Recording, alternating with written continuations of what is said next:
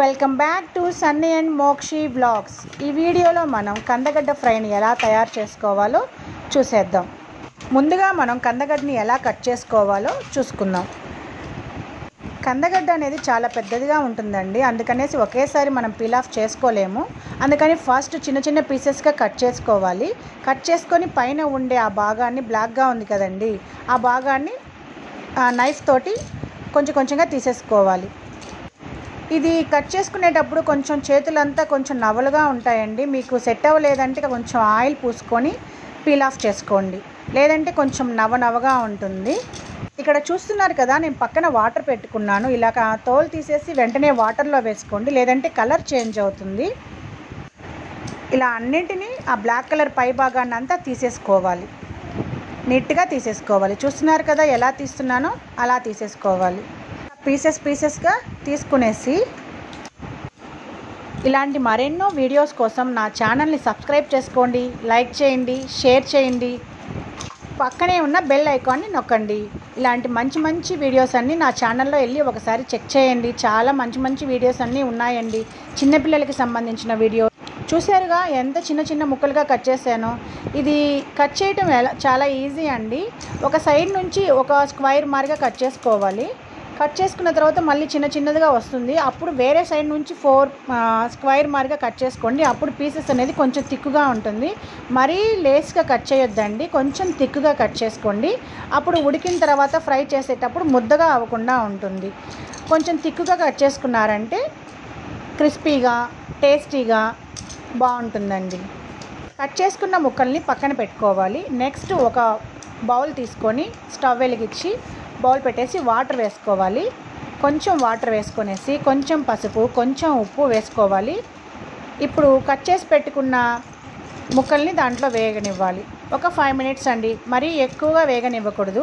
మరీ ఎక్కువగా వేగనిస్తే మెత్తగా అయిపోతుందండి. జస్ట్ ఒక 5 to 10 మినిట్స్, 5 మినిట్స్ చాలండి, సరిపోతుంది. 5 మినిట్స్ సరిపోతుంది. చూస్తున్నారుగా నేను ఎలా వేస్తున్నానో, అంతేనండి. వేసుకునేసి పైన మూత పెట్టేసుకోండి. 5 మినిట్స్ హై ఫ్లేమ్లోనే ఉడకనివ్వండి. మూత పెట్టేసుకోండి. ఇలాంటి మరెన్నో వీడియోస్ నా ఛానల్లో చాలానే ఉన్నాయి, ఒకసారి వెళ్ళి చెక్ చేయండి. Newborn baby photoshoots ideas, different చిన్నపిల్లలకి పెట్టవలసిన బొట్లు, కుకింగ్ వీడియోస్, ముగ్గులు, ఇలా చాలా విధంగా నా ఛానల్లో ఉన్నాయి. ఒకసారి వెళ్ళి చెక్ చేసుకోండి. చూస్తున్నారు కదా, ఇప్పుడు మూత పెట్టేసుకోవాలి. ఈ కందగడ్డ అసలు నాకు పెళ్లి కాకముందు అస్సలు నాకు తెలియదండి దీని గురించి. ఆఫ్టర్ మ్యారేజ్ నాకు మా అత్తగారి ఇంట్లోదా దీని గురించే తెలిసింది. ఒకసారి మా అత్తయ్య నన్ను ఇది కట్ చేయమని చెప్పారు. నాకు ఎలా కట్ చేయాలో అస్సలు తెలియలేదు. అప్పుడు మా చిన్న తోడికోడలు వచ్చి చూపించారు. అంతేనండి, ఆ రోజు మా చిన్న తోడికోడలు చూపించింది నేను అలాగే ఎప్పటికీ ఫాలో అవుతూ ఉంటానండి. చాలా బాగుంటుంది, ఇది చాలా టేస్టీగా ఉంటుంది. మీరు ఒకసారి ట్రై చేయండి.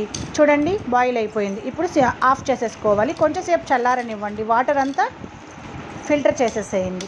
ఇప్పుడు నెక్స్ట్ ఫిల్టర్ అయిపోయిన కందగడ్డలో 1 స్పూన్ ఆర్ 1.5 స్పూన్ కార్న్ఫ్లోర్ వేసుకోండి. కొంచెం ఉప్పు, లైట్గా మనం ఆల్రెడీ ఉడకబెట్టేటప్పుడు ఉప్పు వేస్తున్నామండి, చూసి వేసుకోండి, లైట్గా సరిపోతుంది. కొంచెం పసుపు, ఆల్రెడీ పసుపు వేస్తున్నాము, జస్ట్ లైట్గా వేసుకోండి. నెక్స్ట్ కారం, 2 స్పూన్స్ ఆఫ్ కారం వేసుకోండి. నెక్స్ట్ కొంచెం గరం మసాలా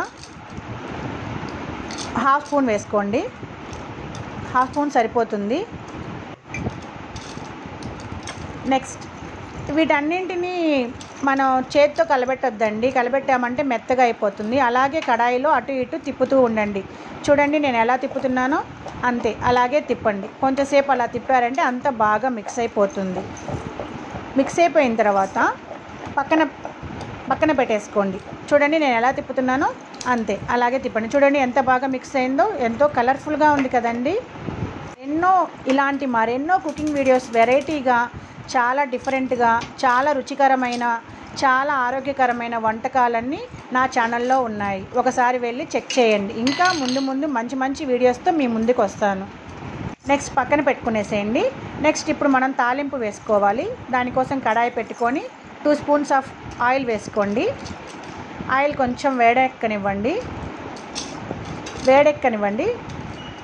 ఆయిల్ వేడెక్కిన తర్వాత కొంచెం ఆవాలు, కొంచెం జీలకర్ర, 1/2 స్పూన్ ఆవాలు, 1/2 స్పూన్ జీలకర్ర, కొంచెం ఉద్దిపప్పు మీన్స్ మినపప్పు. చూడండి ఆయిల్ వేగినట్టుంది.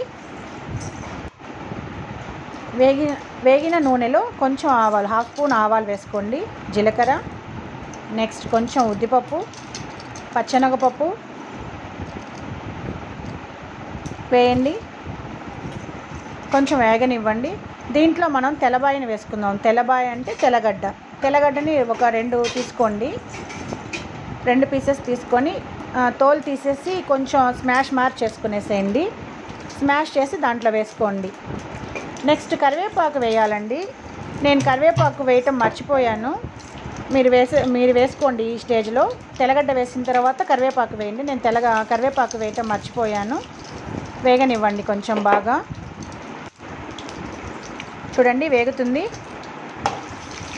ఒకసారి గెరిటతో కలుపుదాము. వేగిందా లేదా అని ఒకసారి మధ్యలో చెక్ చేసుకుంటూ ఉండండి. వేగిందండి. కందగడ్డని వేసిన వెంటనే మనం కలబెట్టకూడదండి. ఇది గుర్తుపెట్టుకోండి.